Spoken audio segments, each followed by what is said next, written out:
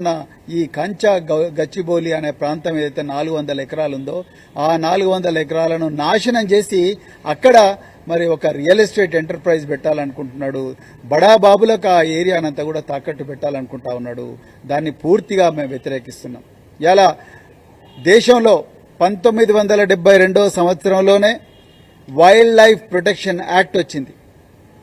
అదేవిధంగా 1980 సంవత్సరంలో forest conservation act వచ్చింది. అదేవిధంగా 2002లో వాల్టా యాక్ట్ వచ్చింది. వాటర్, ల్యాండ్ అండ్ ట్రీస్ ఈ మూడింటిని కూడా రక్షించాలని యాక్ట్ వచ్చింది.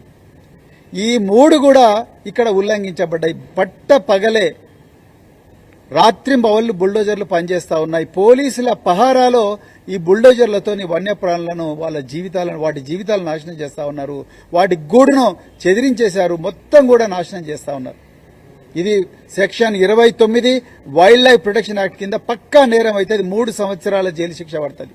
అదేవిధంగా సెక్షన్ 2 ఫారెస్ట్ కన్జర్వేషన్ యాక్ట్ ప్రకారం కూడా నేరం అవుతుంది. వాల్టా యాక్ట్ ప్రకారం కూడా నేరం అవుతుంది.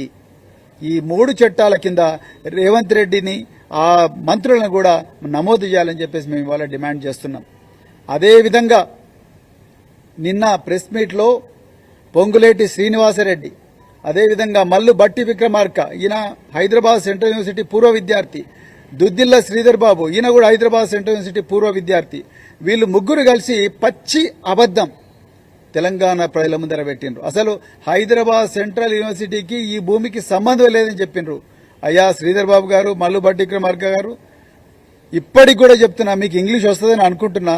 1975లో వెంకట్రామరెడ్డి అని ఆనాటి secretary revenue Hyderabad central university vice chancellor కు 2400 ఎకరాలు మీకు అలాట్ చేస్తున్నామని క్లియర్ గా చెప్పడం జరిగింది.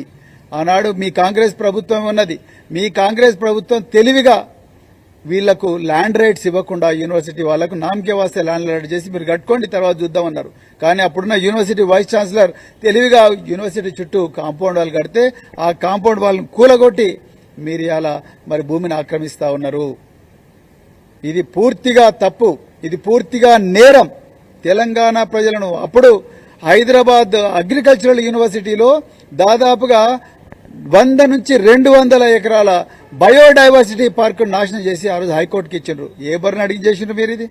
అదేవిధంగా దామగుండంలో ఫారెస్ట్ను తీసుకుపోయి నేవీ వాళ్ళకు అప్పగించిండ్రు.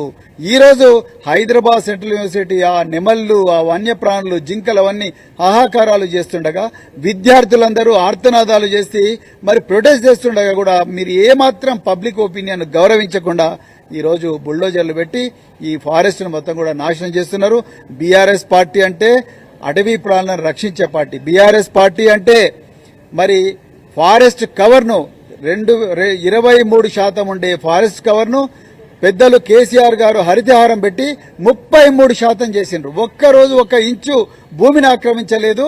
అదేవిధంగా ఒక చెట్టును కొట్టేయలేదు, ఒక జింకను చంపలేదు.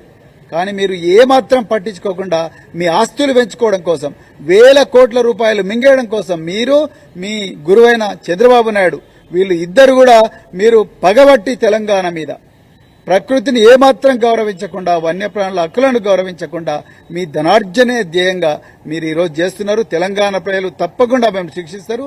ఈరోజు మేము ఫారెస్ట్ డిపార్ట్మెంట్ను మేము ఏం కోరినామంటే చట్ట ప్రకారం ఇది నేరం, ఈ చట్ట ప్రకారం ఈ అందరిని కూడా శిక్షించాలని చెప్పేసి కోరుతూ ఈరోజు రిప్రజెంటేషన్ సబ్మిట్ చేసినాం. తప్పకుండా వీళ్ళందరూ కూడా యాక్షన్ తీసుకోవాలి. తీసుకోకపోతే మేము తప్పకుండా సెక్షన్ 156(3) కింద మేము కోర్టుకు పోయినా వీళ్ళ మీద కేసు పెట్టిస్తామని చెప్తూ మరొకసారి ఈ పోరాటం చేస్తున్న మరి తెలంగాణ, ముఖ్యంగా హైదరాబాద్ సెంట్రల్ యూనివర్సిటీ విద్యార్థులకు, వాళ్లకు సంఘీభావంగా ఉన్న అందరూ మరి మేధావులకు, అదేవిధంగా మమ్మల్ని అందరినీ కూడా మరి ఈ ఫారెస్ట్, అదేవిధంగా వన్యప్రాణులను రక్షించడం కోసం, ఈ విద్యార్థుల హక్కులు రక్షించడం కోసం, ఈ విశ్వవిద్యాలయాలను రక్షించడం కోసం మమ్మల్ని అందరినీ ముందుండి నడిపిస్తున్న మరి పెద్దలు కేసీఆర్ గారు, కేటీఆర్ గారికి అందరికి కూడా నేను హృదయపూర్వక ధన్యవాదాలు చెప్తూ జై తెలంగాణ. పూర్తిగా ఖండిస్తున్నామండి, పూర్తిగా ఖండిస్తున్నాం. పోలీసు వాళ్ళు యూనివర్సిటీలకు పోవడానికి వీలు లేదు.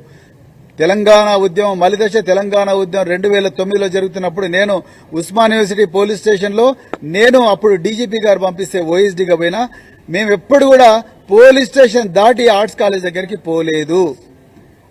ఎన్సీసీ గేటు దాటలేదు, అక్కడ తార్నాక పోలీస్ స్టేషన్ దాటలేదు.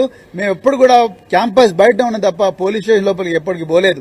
దాదాపు 2 సంవత్సరాల పాటు విద్యార్థులు పోలీసు బందోబస్తు లేకుండానే శాంతియుతంగా చేసిండ్రు. ఇలా విద్యార్థులు బస్సులు గాలబెట్టిండ్రా, పోలీసుల మీద రాళ్లేసిండ్రా, యూనివర్సిటీ బిల్డింగులు గాలబెట్టిండ్రా, లేకపోతే రాళ్లేసిండ్రా, అద్దాలు వాళ్ళకి కొట్టిండ్రా?